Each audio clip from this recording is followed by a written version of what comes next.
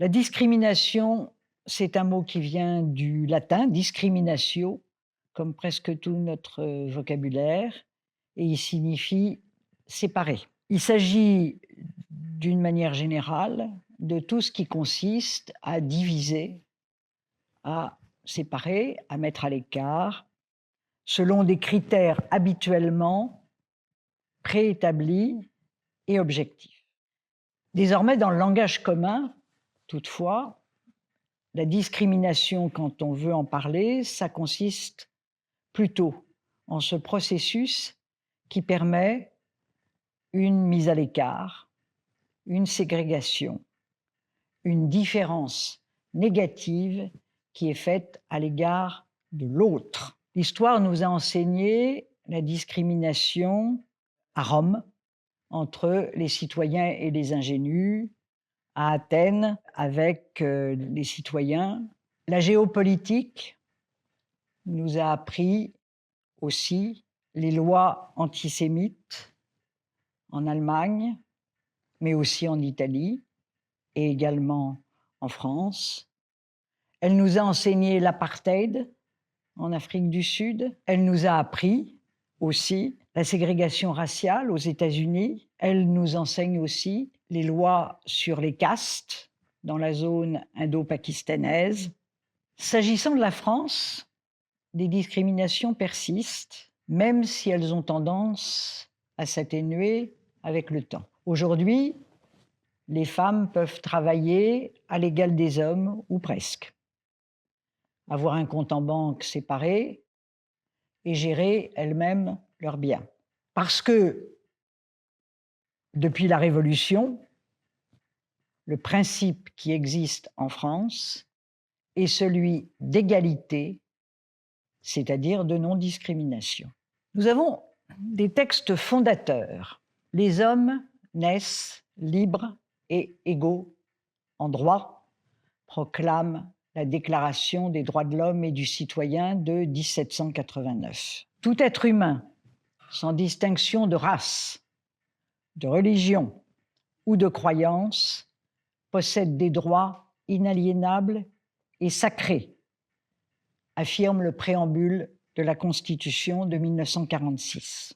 Liberté, égalité, fraternité constituent la devise de notre peuple français prévue par la Constitution du 4 octobre 1958. C'est cette affirmation réitérée et constante de l'égalité qui fonde tous nos textes et qui crée le socle de tous les textes qui ont été pris en France depuis la Révolution française. Alors, avant de vous parler de tous ces textes, qui sont des textes nationaux, je voudrais aussi vous dire un mot des textes internationaux parce que nous ne vivons pas dans un pays totalement isolé. Nous appartenons à une communauté internationale qui elle-même a produit un certain nombre de textes sur lesquels je vais m'attarder un instant.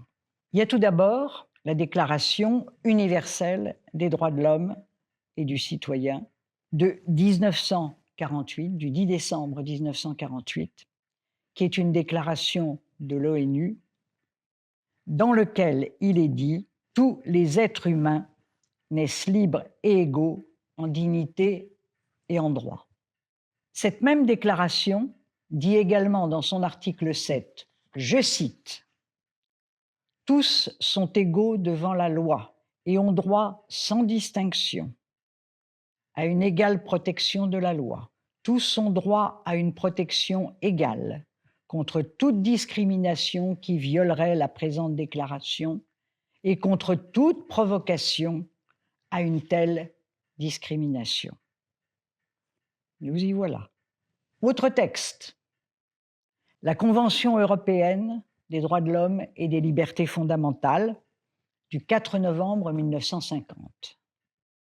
Cette convention, qui est une convention, celle-ci, européenne, puisqu'elle réunit, comme son nom l'indique, les pays de l'Europe, non pas au sens de l'Union européenne, mais de l'Europe élargie, dit dans son article 14, je cite à nouveau, La jouissance des droits et libertés reconnus dans la présente Convention doit être assurée, sans distinction aucune, fondée notamment sur le sexe, la race, la couleur, la langue, la religion, les opinions politiques ou toutes autres opinions, l'origine nationale ou sociale, l'appartenance à une minorité nationale, la fortune, la naissance ou toute autre situation.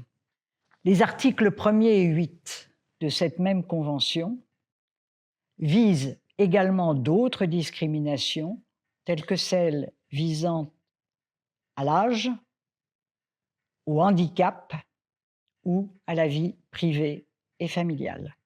Contrairement à d'autres textes de droit interne, cette convention ne permet pas à un citoyen d'un pays signataire, dont le nôtre, de pouvoir s'en prévaloir directement devant les juridictions internes ou devant la Cour européenne des droits de l'homme. Elle permet seulement, mais ce seulement est absolument considérable, de faire valoir qu'on est citoyen d'un pays qui ne respecte pas les valeurs qui sont prévues par cette convention et d'obtenir en conséquence que ce pays soit condamné par la Cour européenne des droits de l'homme pour avoir manqué à ses obligations conventionnelles de non-discrimination vis-à-vis de ses citoyens. La France a ainsi été condamnée pour ne pas avoir assuré l'égalité entre les hommes et les femmes à l'égard du travail de nuit. C'est une vieille histoire. La Roumanie a été condamnée pour ne pas avoir donné l'accès à des soins ou à l'éducation à des populations roms. La Turquie a été condamnée pour avoir discriminé des Kurdes ou des homosexuels pour les accès à l'emploi ou à l'armée. Le Royaume-Uni a également été condamné pour n'avoir pas permis à des personnes qui voulaient traduire leur identité de genre dans leur état civil de pouvoir modifier cet état civil.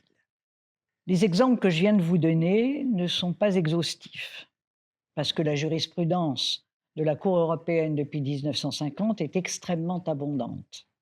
Et on pourrait penser que tout ça est mineur, sauf que les États membres de cette convention sont très sensibles à ces condamnations parce que, d'une part, la Cour européenne sait faire la publicité de ces condamnations, par des communiqués de presse notamment, mais aussi parce que ces condamnations imposent aux États membres de la Convention qui en sont l'objet de devoir modifier leur législation interne.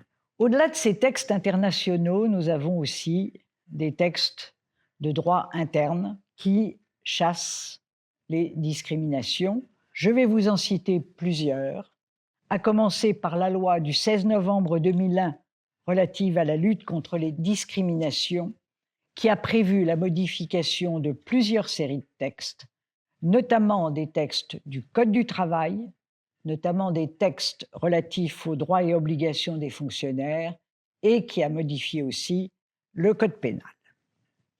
Pour créer des infractions de discrimination qu'elle décrit, et pour créer aussi les sanctions de ces discriminations lorsqu'elles sont commises. Je voulais aussi vous citer la loi organique du 29 mars 2011 relative aux défenseurs des droits. Le défenseur des droits, il est mentionné dans la Constitution, c'est pour ça que c'est une loi organique qui définit ses pouvoirs, ses attributions et son fonctionnement. Le défenseur des droits, il a été créé pour permettre à des citoyens victimes notamment de l'administration de pouvoir s'en plaindre, et il a des capacités d'instruction sur ces différents éléments de plainte. Il peut assister les victimes, il peut proposer des transactions ou des médiations entre l'administration et les victimes de cette même administration, et il peut, si les faits qu'il constate parce qu'il a des pouvoirs d'enquête, le défenseur des droits. Vous avez dû le voir, vous le savez, l'actualité raconte que le défenseur des droits va dans les prisons, va dans les commissariats de police, etc. Si ces faits peuvent revêtir une qualification pénale telle que les faits que je vous ai lus tout à l'heure en vous citant le code pénal, eh bien, il peut dénoncer ces faits à l'autorité judiciaire qui appréciera s'il y a lieu à poursuite ou pas. Tous ces textes que je viens de vous citer, que ce soit des textes nationaux ou internationaux, ne sont pas que des textes. Ils ont une application et les applications sont des applications très concrètes qui sont faites par différentes juridictions de différents niveaux que je vais vous relater et qui les mettent véritablement en application. Le Conseil constitutionnel, tout d'abord, puisque je vous ai dit, dans la Constitution, il y a le mot égalité et le Conseil constitutionnel vérifie l'égalité des citoyens devant la loi qui peut être faite par une loi qui lui est déférée par des parlementaires ou par le gouvernement et qui, à cette occasion, vérifie la conformité de cette loi aux principes de la Constitution. Mais le Conseil constitutionnel, il peut être saisi aussi par un particulier à l'occasion d'un litige par le voie d'une question prioritaire de constitutionnalité. C'est ainsi que le Conseil d'État, très récemment, en se prononçant sur une loi intéressant le territoire de Mayotte, le département de Mayotte, a déclaré constitutionnelle la différence, la discrimination entre des enfants nés sur le territoire de Mayotte selon que leurs parents étaient résidents depuis plus ou moins longtemps et selon la nationalité de ces mêmes parents. Là, il a déclaré qu'il n'y avait pas d'inégalité de traitement. Je vais même vous citer sa phrase très précise qui est, je cite à nouveau, selon l'article 6 de la Déclaration des droits de l'homme et du citoyen de 1789, on y revient. La loi doit être la même pour tous, soit qu'elle protège, soit qu'elle punisse. Le principe d'égalité ne s'oppose ni à ce que le législateur règle de façon différente des situations différentes, ni à ce qu'il déroge à l'égalité pour des raisons d'intérêt général, pourvu que dans l'un et l'autre cas, la différence de traitement qui en résulte soit en rapport direct avec l'objet de la loi qui l'établit. Voilà pour Mayotte. En revanche, le même Conseil constitutionnel a déclaré inconstitutionnelle la partie de la loi sur les étrangers, du Code de l'entrée et du séjour des étrangers, en ce qu'il prévoyait la rétention administrative d'un demandeur d'asile en fonction du lieu où il avait déposé sa demande d'asile.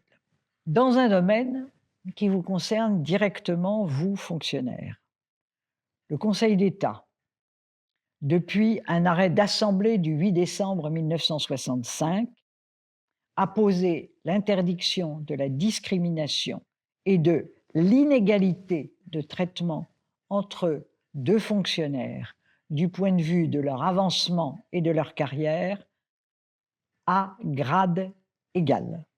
Pour sa part, la Cour de cassation s'est prononcée à maintes reprises sur des faits de discrimination. Je vais vous en citer quelques exemples qui, bien évidemment, là aussi, ne sont pas des exemples exhaustifs.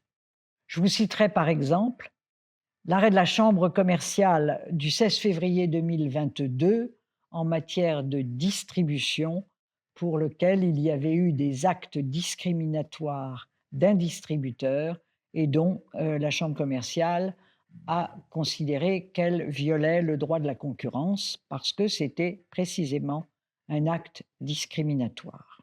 Autre exemple, l'arrêt de la Chambre sociale du 8 janvier 2022 qui a estimé que n'était pas discriminatoire le fait de travail entre hommes et femmes le dimanche. C'était à l'occasion de cette loi, vous vous en souvenez sans doute, qui avait été beaucoup contestée, du travail du dimanche. L'arrêt de la troisième chambre civile, enfin, du 19 mars 2003, qui n'a pas jugé non plus discriminatoire le fait pour un bailleur d'imposer des conditions d'exigence de paiement supérieures de la part d'un preneur étranger pour son local. Vous le voyez, par ces quelques exemples, la discrimination existe. Mais nous sommes dans un pays où nous sommes particulièrement bien armés juridiquement pour la combattre. Au nom du principe d'égalité, principe qui nous régit depuis la Révolution, qui fait de nous une république au sein duquel nous sommes unis tous comme citoyens d'une véritable démocratie.